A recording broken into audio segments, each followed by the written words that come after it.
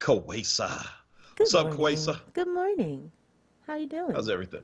Everything's We all great. right. I'm doing okay. Can't complain. Very good, very good. So Kawesa is ready, and we hope that all of you are ready as well. This morning you can experience this show, Old School 900 AM, 96.1 FM if you're in the city of Philadelphia. See Mhm. that our Facebook Live feed is already up and running, so if you want to check us out there, you can do so as well. We only ask that you hit the share button. That's your price of admission. See, very easy. It's free. Just hit share and bring others in. You can also listen to us at YouTube. And man, you can download the app, go to wordradio.com. And that's WURD, by the way, not WORD. This is the hip spelling of word. That's my word, son. Word. It's my word, son. That word. Told you growing up in Cali, we loved hearing New Yorkers, talk slang. We had our own version. We got our own version of slang, but it was nothing like, turn on Beat Street or something like that and checking you all out with, that's my word, son. Y'all had a totally different urban culture than we did on the East Coast. Well, ours is based on car culture, Yeah, automobiles. I would agree with that. I would totally agree with that. Yeah, I mean, if you didn't have a car, man, you were like a nobody. Yeah. I mean, like seriously, if you didn't have a car by 15, it's like something wrong with you. Yeah, And that's most of totally us, different here. Yeah. yeah, most of us started driving early too. I mean, so it's definitely a different kind of culture. You all have the kind of subway system and public transportation and lack of driveways and lack of garages that makes having a car not really necessary on the East Coast. Mhm. And but on the West Coast, bro, let me tell you, man, that first car, I bought it when I was 15 with money I made from working. It was a piece of crap. But I hooked it up when it was done. 1967 Cougar. Oh, wow. That's a nice ride. Oh, I come had on, man. Yeah. my first car was a 1987 Plymouth Horizon. I Wow. got it when I was 16, my 16th birthday. Maybe it was my 17th birthday. I got it, and because I had my driver's license when I got it, my parents bought it for me. The car cost $500. It lasted about 7 months. That's pretty good as far as first cars go. Hey, yeah, so if you're on Facebook Live, just drop in the chat on this Feel Good Friday your first car, year, make, model. And yeah, just drop it in there. Like I said, that 67 Coug, we called it the Coug Nut. Oh, wow. See, back in that day, the rage was, so first there was, remember the Ford Falcon, the Yeah, 66, yeah. 67?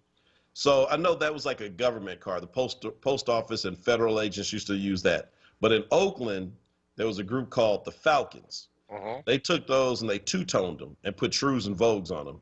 Oh, wow. Dayton's and Zenith and Vogues. I mean, them things are dope. Now, right now, if you do a search for Oakland Ford Falcon, you will see candy apple red, and they all had white in the middle, and Hmm. then the side was whatever color they chose. So root beer brown, midnight blue, sky blue. So the Falcon set the stage. And now remember, this is the transition from lowriders, because the lowriders ruled the day in the 70s. That's what we all aspired to have. But by the 80s, we were like moving into something different.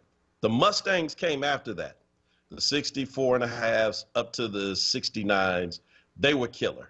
And Hmm. then we came with the Cougars, all brother, 67, 68, 69, 70.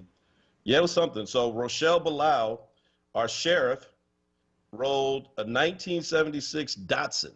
Wait, come on, Rochelle, what Datsun? A lot of Datsuns, Yeah, there were a lot B210. out there. Yeah. Did you have like the souped up Datsun? What Datsun? Joe Simmons had an 84 Chrysler Laser, which I've never heard of. Yes. Renee had a Renault Lacar. Oh That's a man. little tiny thing. But they had like a cool rollback roof on it, though. There was like the rollback roof in the top of it. They were nice. They were nice. Oh my I goodness. wanted one of those. I really did. Let's see. Raphael, who's trying to tell me about the BART system, and yes, I know we had BART, Raphael. It's not the same. The closest BART train is like 4 miles from my house. That's not SEPTA, which is walk outside, jump underground, and you're gone. But Raphael's first car was a Honda Accord. Look at you chopping in high cotton, Raphael. Thank you, Kenrick, for your condolences on the Raiders. Yes, they suck. I gave up weeks ago, so I am not even disappointed by that loss last night. Rochelle said it was a rusted Datsun. Ogbona, what's up? Ogbona had a 77 Skylark. His grandmother, the late Mary Freeman, got it for him when he was 18. Cool. Wow, that's a great car. I had a Skylark before. Raphael's Honda Accord was an 89. Told you he's chopping the high cotton. That's still a good car.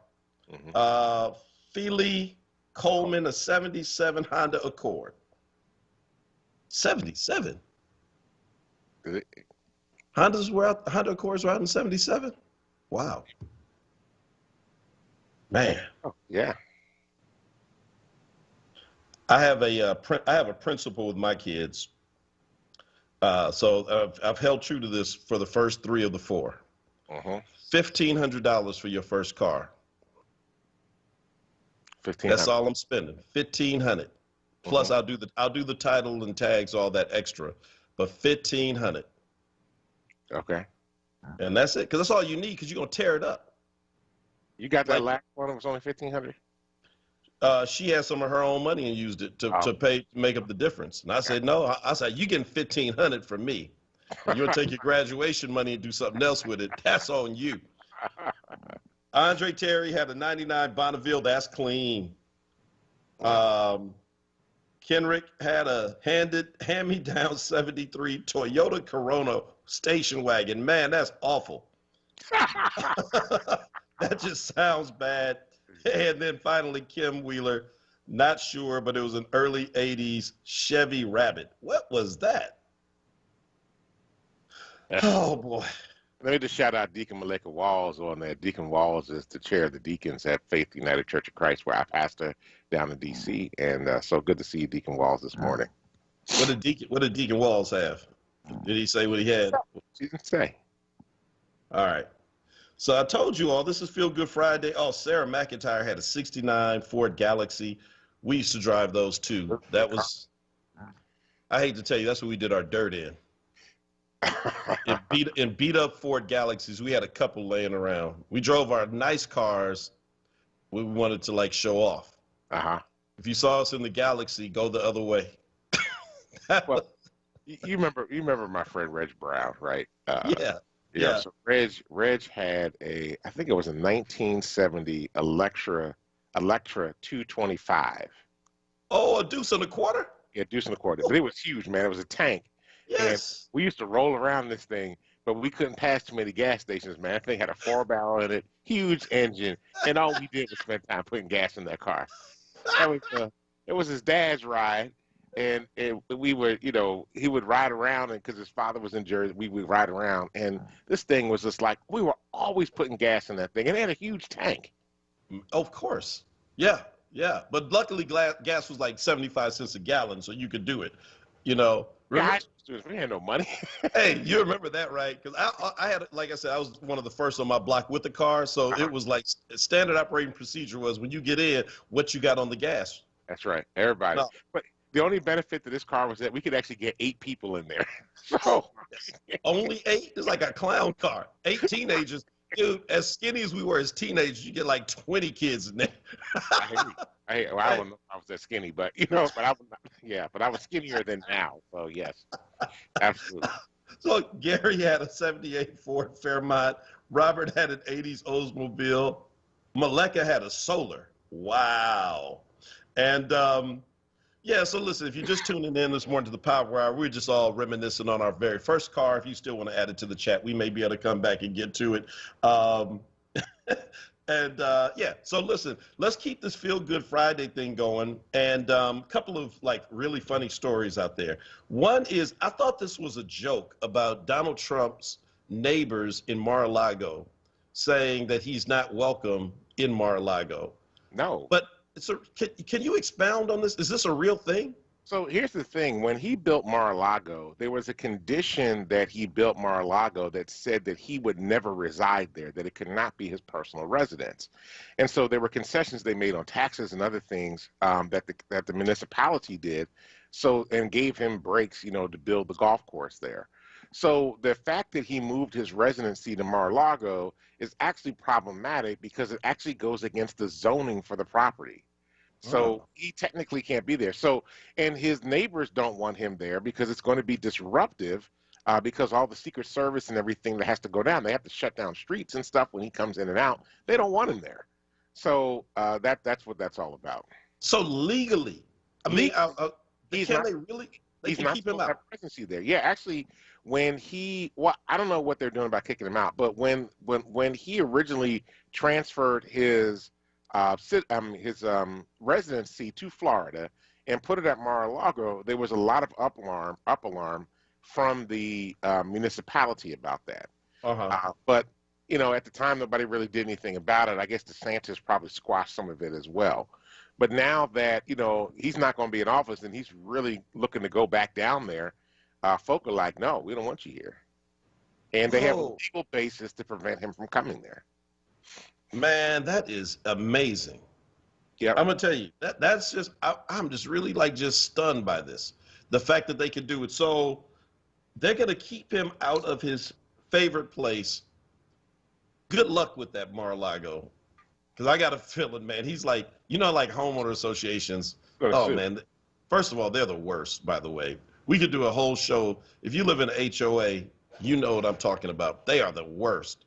But he's gonna be like the tenant from hell with them trying to get him up out of the paint in Mar-a-Lago.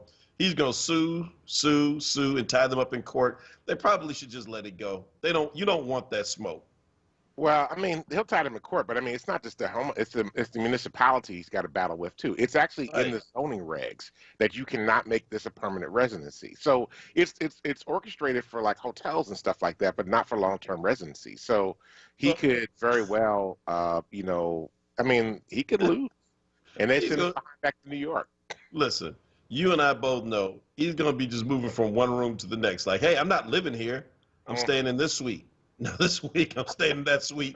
Come on, site and prove that I'm wrong. That's hilarious. In Scotland, he spends so much time over there at that golf course of his. He can probably go over there and live.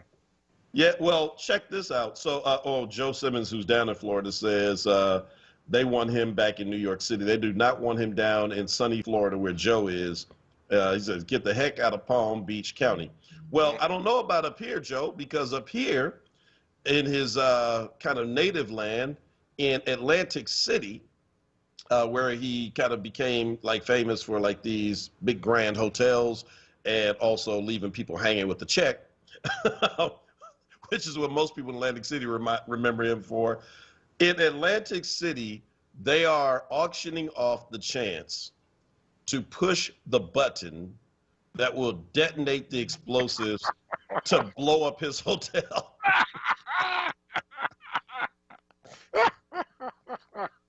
They're gonna make a lot of money on that one. Oh my God. I might get up on that. I was gonna say, what's the link? We got a link to be able to get registered for that. let's put our money together, and then if we win, we'll just flip a coin. Whoever wins the coin toss gets to push the button. Because I don't have enough money to beat the winning bid by myself. But I think maybe in fact as a show, if we just pool our resources, see how much. Honestly, folks, that would be so good for this program. I mean, if we had the winning bid and then just some random pool for the person who gets to represent the Power Hour in pushing that button, I wonder if people would be game for that. I'm all down for that. Let's pull the money together.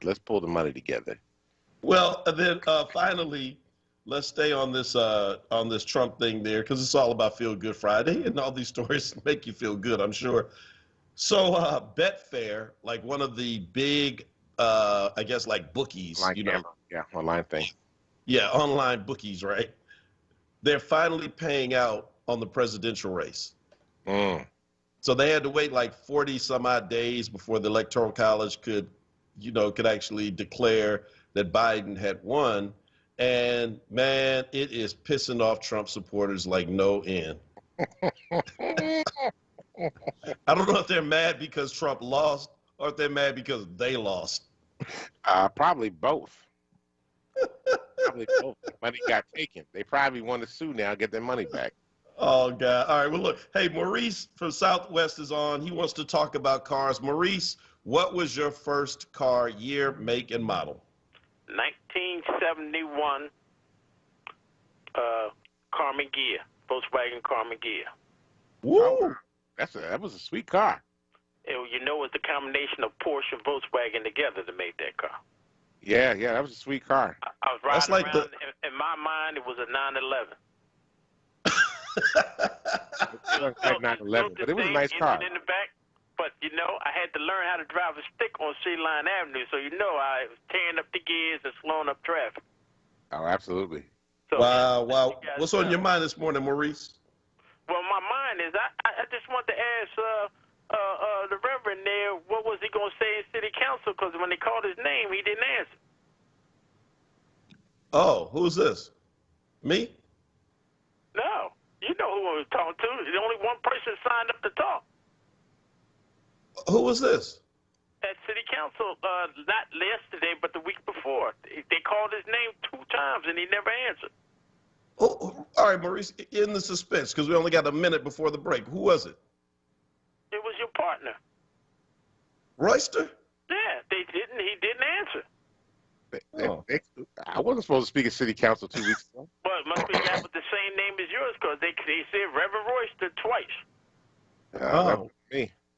Yeah, maybe, you know you got imposters, so I understand that.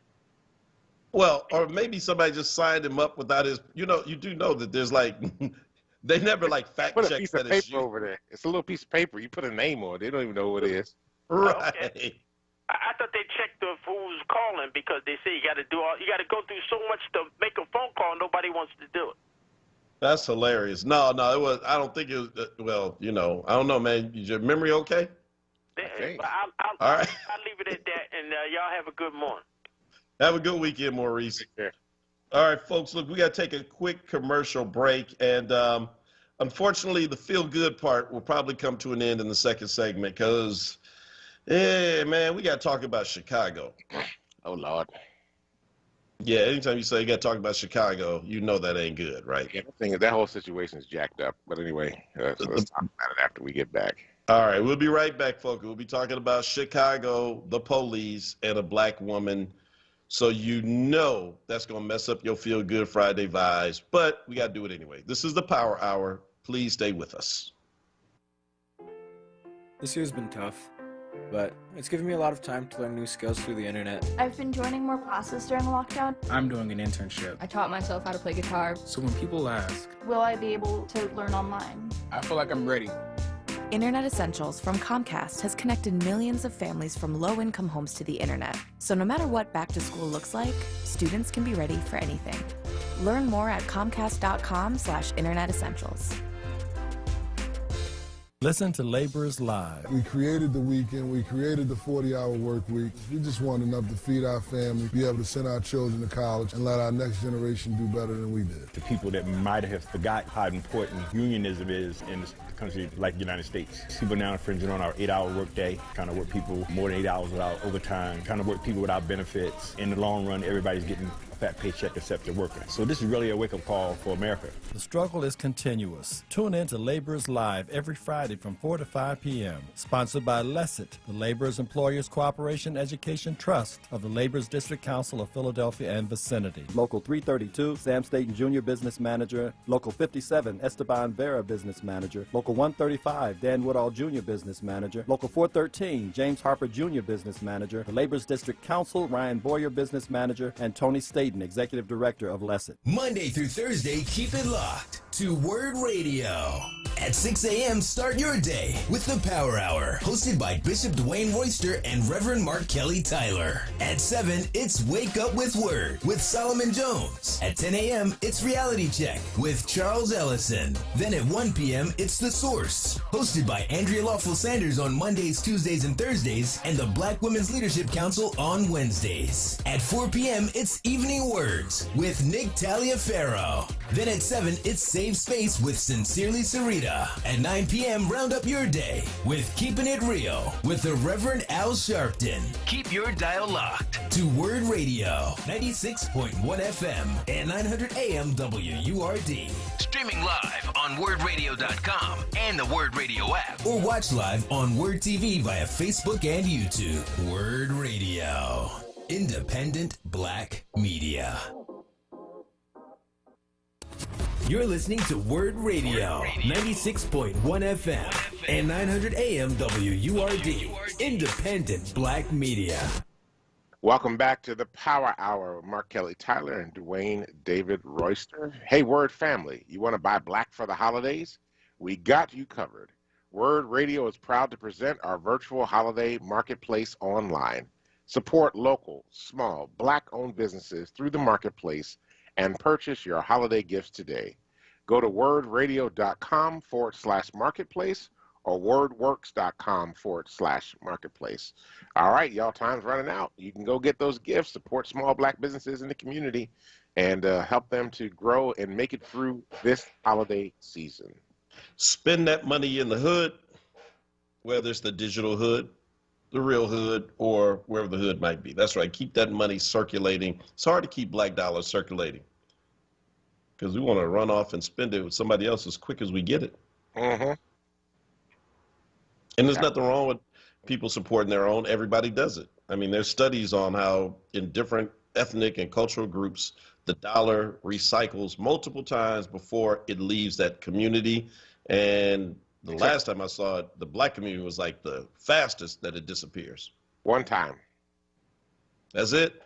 It's all turns over in one time before it leaves our community. Man, and that's like turnover from the person who gives it to you, to the bank, to your hand, and then it's gone. That's the one time. That's it. So you got a chance to change some of that. And I know WURD listeners are already ahead of the curve, that you all don't rock like that anyway. So, yeah, let's absolutely support them. You know, so in Chicago in 2019, very disturbing story.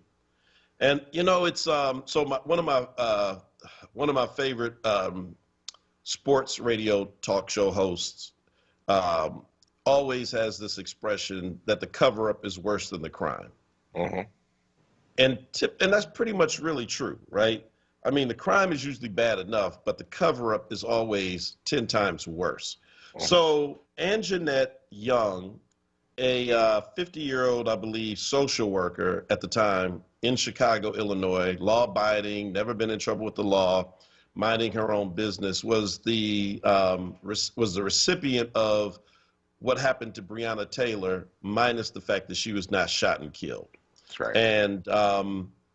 And if she had a gun like Breonna Taylor's boyfriend and shot at folk running through her door, what any reasonable person would probably do to defend themselves, she might be dead as well. And so throughout this 10-minute or so ordeal with the police officers in her house, she was standing in the nude because it's her house. It is her business. She said she'd come home. She was changing clothes. But again, that's her business. It's her house.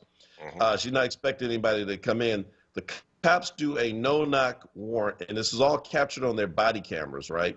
Mm-hmm. They knock the door in, go in, and it looks like about 9 white male cops. I don't see any cops of color.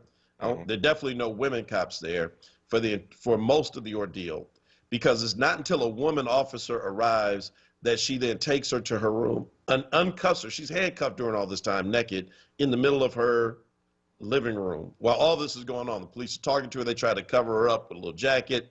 It falls off. They throw a blanket around her. It keeps opening up. It's not until this woman officer shows up, takes her to her room, lets her change her clothes, then puts her back in handcuffs.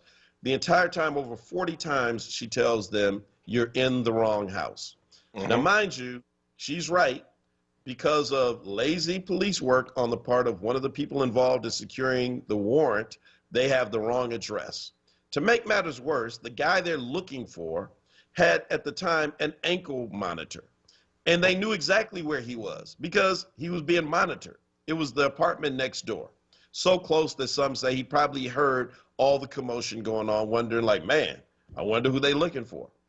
Now, all of this happens, right? And so when her attorneys want to put the body camera footage out to the public, for the public to see it and to see how she is treated, Lori Lightfoot, the mayor of Chicago, who ran on being a progressive, and this is what happens when you get elected office. You know, people always talk about, you should run. I'm like, nah, man, I'm good. Because, you know, when people run, people just always change. Her administration sought to suppress the body cam footage and not let it out. It finally is forced out by the courts, and now Lori Lightfoot apologizes and says, you know what, that actually wasn't a good look. Why? Because it's public now? Man, I don't even know where to begin with this horrible, horrible story, except to say, at least, thank God, she was not murdered. Amen.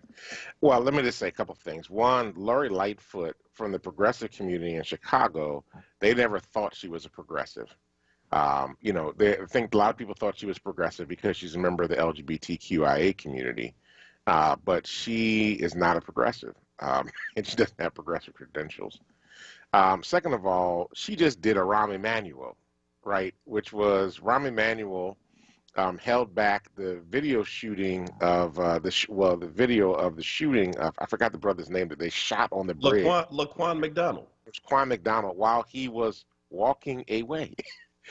He held that video back so he could get reelected, and then released it after he got reelected. Now, Lori Lightfoot didn't do this for reelection purposes. However, I think this begs to ask the question, you know, and I know you all are dealing with this and trying to deal with the police oversight, right? There has to be transparency in police departments, especially when they screw up, so that these things are not happening again. Almost all those officers are still in force. Of course. You know, that did all that. That is absolutely atrocious that this happened. And, you know, the fact of the matter was, this woman was a social worker too, right? So she's helping people. She's supporting people. And they're standing there having a conversation with her while she is completely naked. You know, this is just totally inexcusable. And the thing about this is, how many times does this happen every day to black folk all across major cities in this country? Yeah, well, I mean, bro, I mean, listen, look at how hard they fought this woman with an attorney to let the body camera footage out. And oh, let's not forget this part. So they go outside back and forth, the cops, to kind of have a sidebar as they're starting to kind of get the idea, hey, you know what? We might be at the wrong apartment. She might be right, but wait a minute, let's talk about it outside away from her. So when they go out to have the sidebar, there's one conversation in the car where the cameras are still on, and they're talking. But then there's a second, bigger conversation with most of them, and when they get out there, they all turn their body cameras off. And then they come back on when they go inside. Very transparent Chicago PD. I mean, you know, what do you even say to this? Looks like we have a problem with policing. Policing is not working the way it should in this country. Now, look, don't get me wrong. There's some evil people in this world, really evil people. And so we do need some form of law enforcement to help address these issues. But like some of this stuff, it's just like, you know, this is, like you said, this is what cost people's lives. This is what cost Breonna Taylor her life. Here's another woman. I mean, and think about it. Breonna Taylor was the EMT. This particular woman was a social worker. These are people that are helping people every single day, who are doing the best that they can to help others that are unfortunate, incapacitated, people that are struggling to be able to make it to live.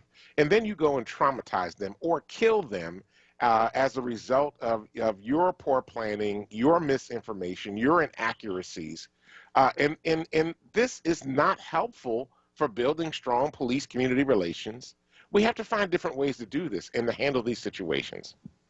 Well, I mean, listen, and also let's be clear that this is also about oversight. See, this is why I am a proponent for independent, civilian-led, detached from city council, detached from the mayor's office, actual police oversight.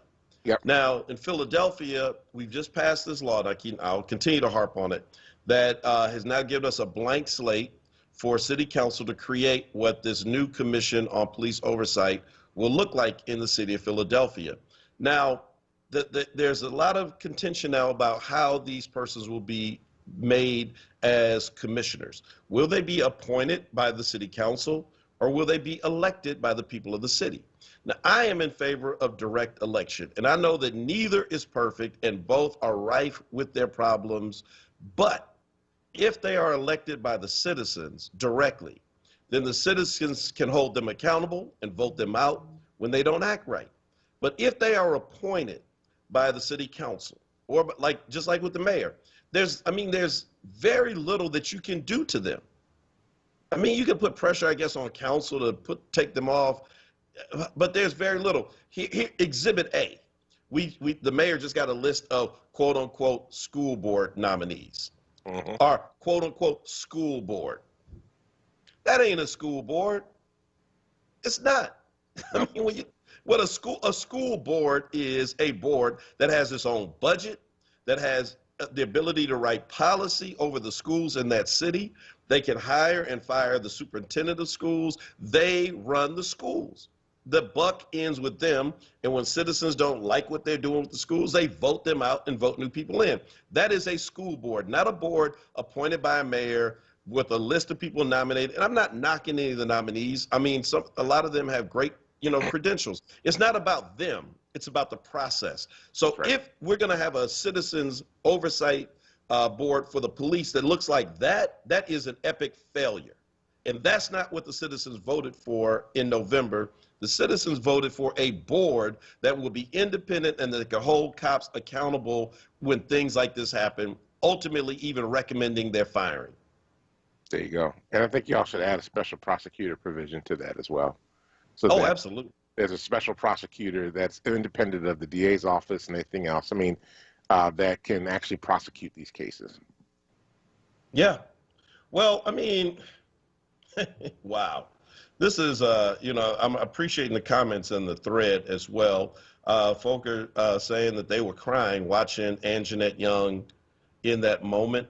And you're right. I mean, it just a lot of emotions were going through because so many of us, I mean, here's the sad part. Here is really, I mean, there are multiple sad parts, but here's one of them. That so many black folk in this country have those same stories of being unfairly detained, mistaken for someone else. Your word is not believed. I mean, heck, dude, Richard Allen, the founder of the AME Church, one of the most prominent Philadelphians in its history, as famous as he was accused by a slave catcher being a runaway from the South, right? Richard Allen. Trying to make money. Yeah, and these slave catchers are, as we all know, the forerunners for what became the police. And if Richard Allen had not been famous enough, seriously, think about this. He would have been just like the guy in the movie 12 Years a Slave. Right. Accused of being someone else, your word is not taken, and you are sent away for 12 years until you can somehow work your way back home. I mean, our jails are filled with people like that. Wow. And that's what makes it painful, right? Because we know that there are people like this in jail right now. And you're standing in prison right now, just like this. What was the brother they released the other day that had been in jail 19 years? We talked about it the other morning. And for a crime he did not commit. Yeah, he got shot in the back 3 times by the cops for trying to help a woman who was getting raped. He basically ran off the rapist when he went to hear her, when he heard her screaming and showed up. And for his troubles, he got shot in the back 3 times and sent to jail for 19 years. And nobody believed him. Just like nobody believes that black folk actually voted for Joe Biden in record numbers. Why? Because apparently for a lot of folk, it's easy to believe that we're not believable. Man, this is rough. George in Center City wants to talk about Chicago. What's up, George? Good morning, Red. How y'all feel? Listen, all right. Don't be shocked. I mean, as long as y'all been around, it started with the Dailies. Then it went to Ron Emanuel. Now it's at Lightfoot. They all fall in line. They got a thing there where as though when certain things happen, they just don't change it. It just goes on and on and on. And you're right. As far as her being a progressive, they knew what they got when they got it. She played on the role of black, and she's not black. She's an Indian. But she ran all up in the projects and the towers and everything, which was unheard of, and all those people voted for her. I mean, even Minister Farrakhan's people even spoke, somewhat highly of her. Well, she was better than what they had. But you got to always look at that there. Let me say this here about that that commission you're talking about with the police thing, you know, with the mayor's picking. Mark, you know already, and you're a good guy, to say what you're saying is that that's already picked. The council get their share, and the mayor get their share.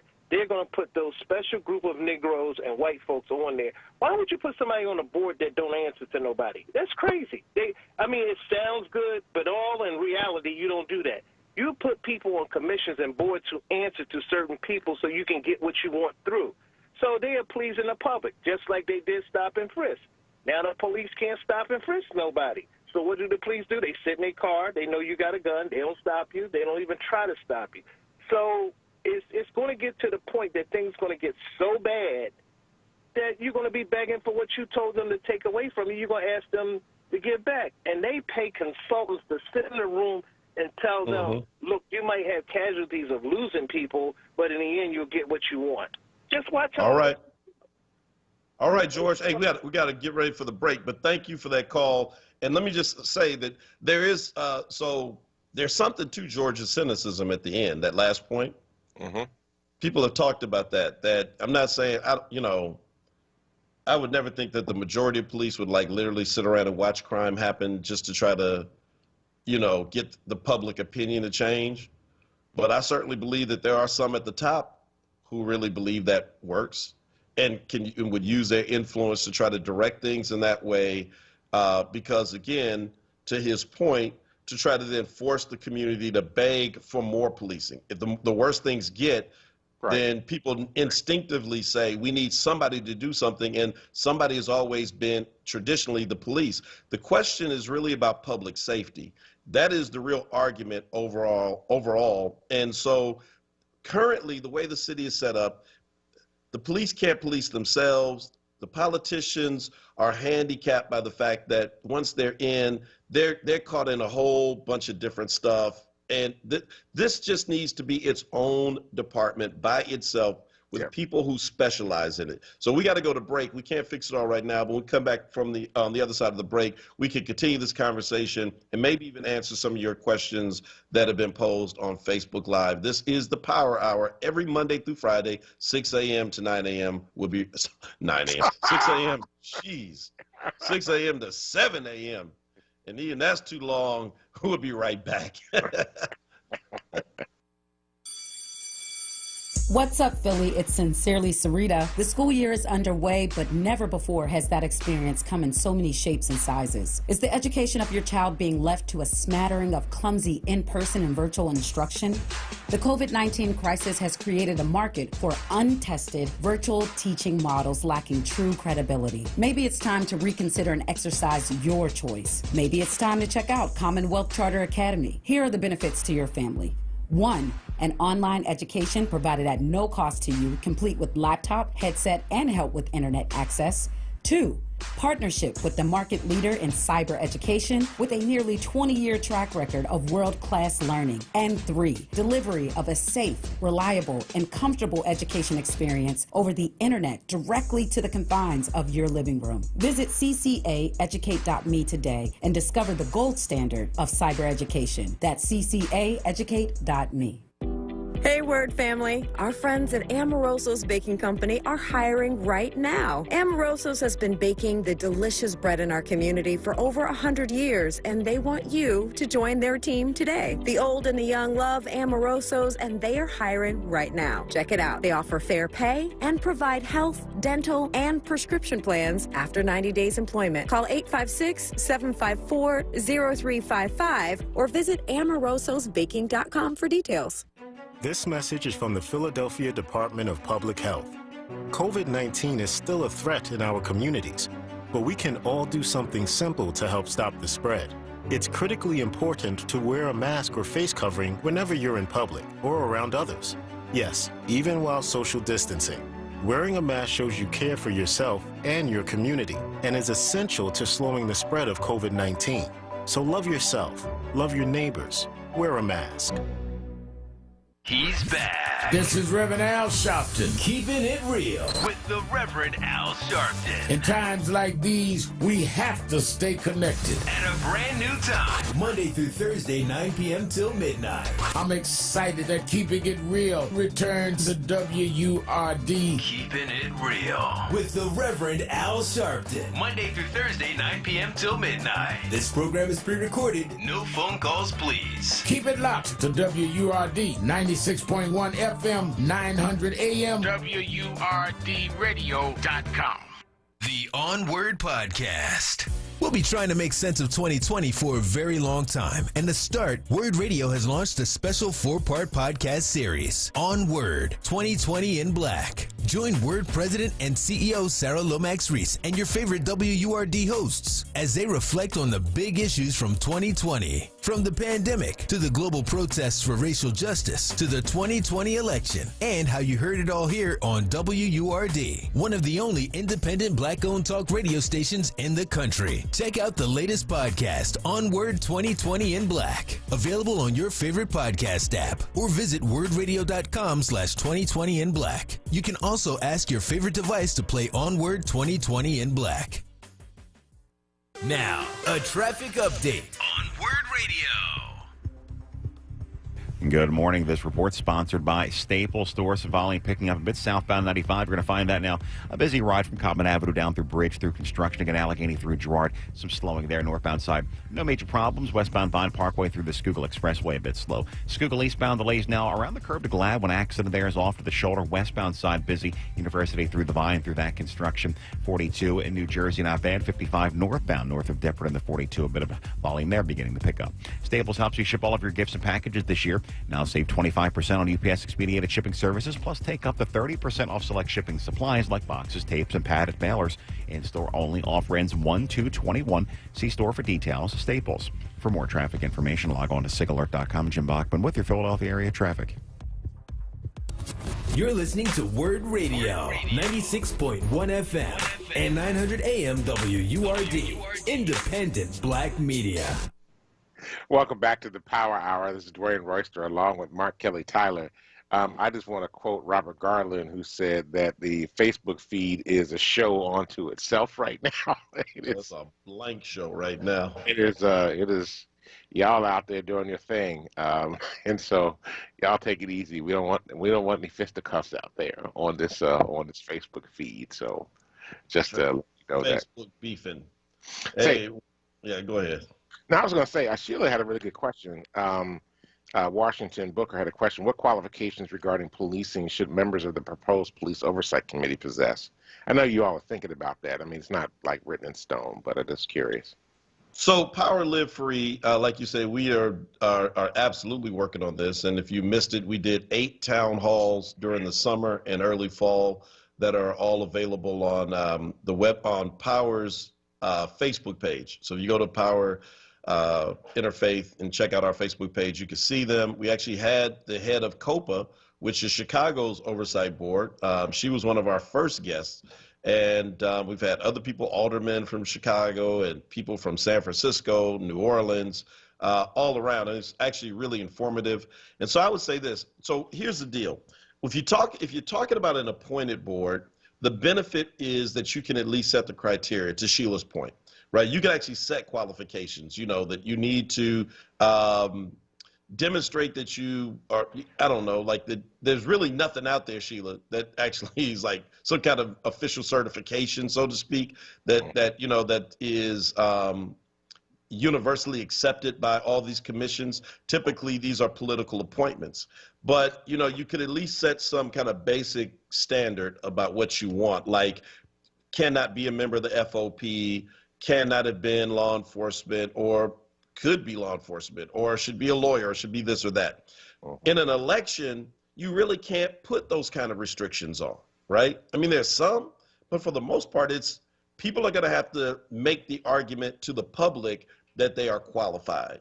Now, what do I think would make a person qualified? A person who can be impartial, a person who can see both sides of an argument, a person who has not demonized either side of this equation. Like, again, I mean, just because I'm a strong critic of law enforcement does not mean that I cannot see police officers as human and that I lump everybody in together. Now, cops are very sensitive. So if you make one criticism, a lot of times they take it as, you know, y'all just hate cops. Oh, it's okay. Well, if that's what you hear, I'm a preacher. A lot of people hate preachers, they hate the church, but I can hear their criticism and not, you know what I'm saying? So I think that you have to be impartial enough to be able to hear and see that truth, you know, is not necessarily defined by who is the victim or perpetrator alleged in this kind of case.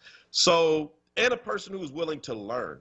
There are people out there who are experts, who are willing to share information about best practices. That's what our town halls were about, compiling a list of best practices. So NACOLE, for example, NACOLE, I think it is the acronym for the oversight boards around the country.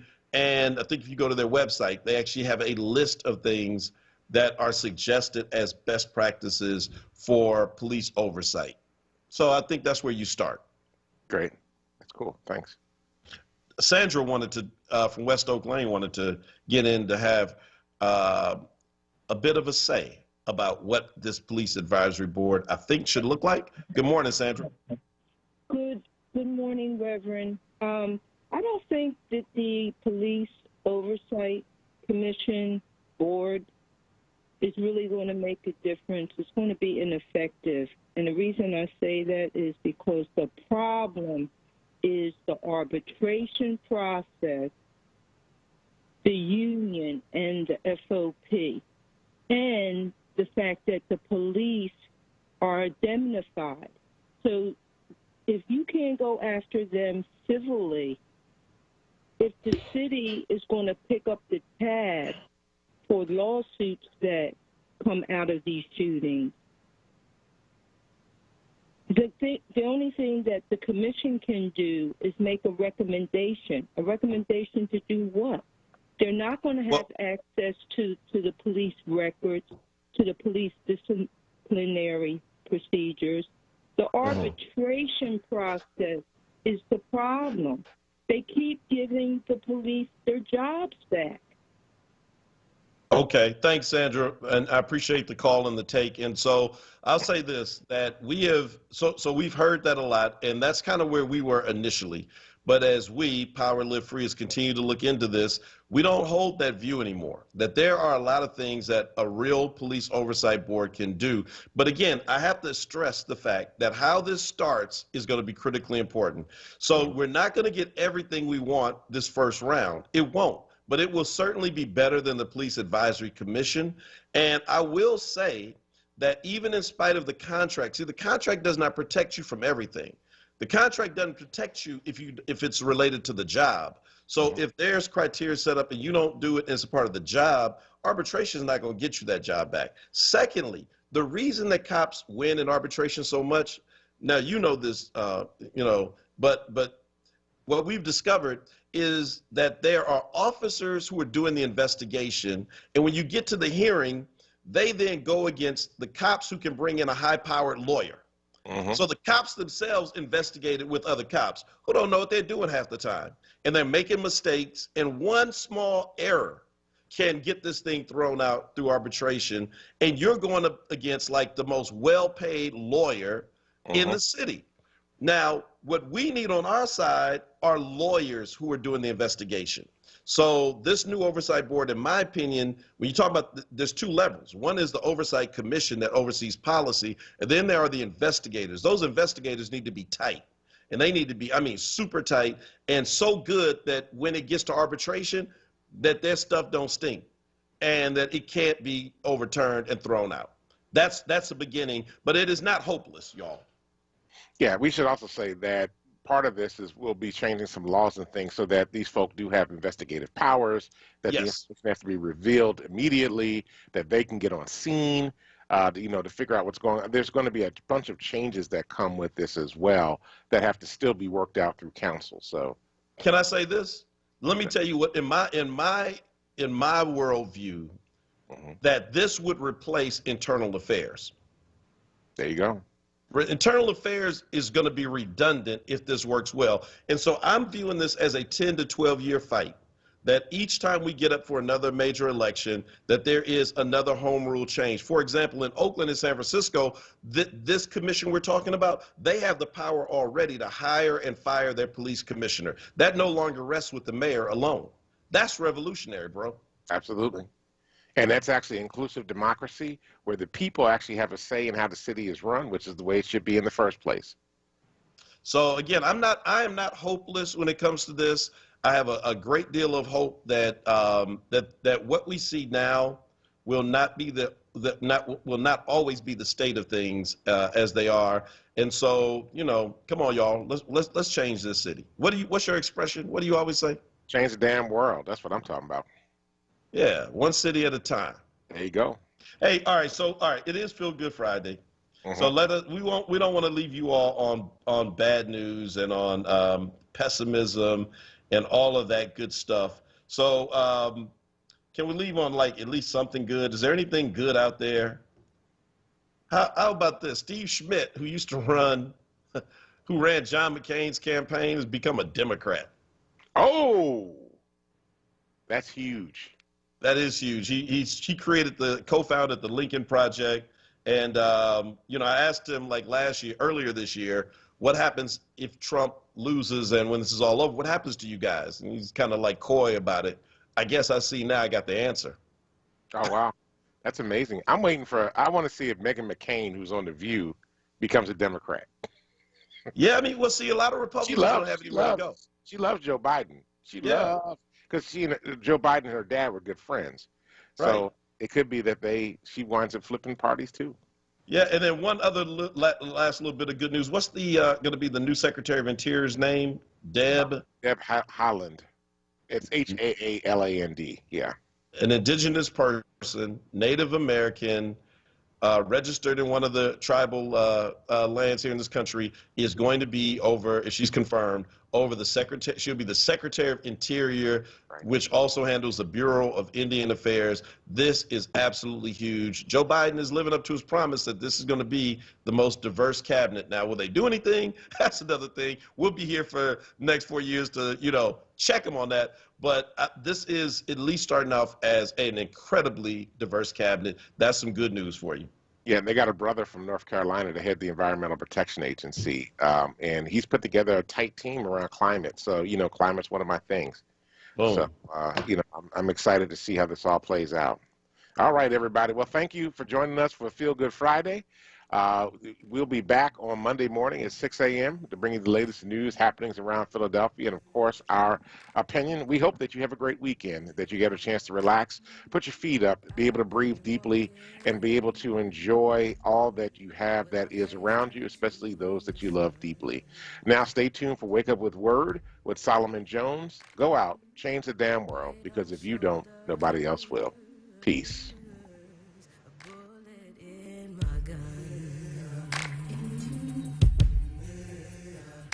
Oh, I got eyes in the back of my head, just in case I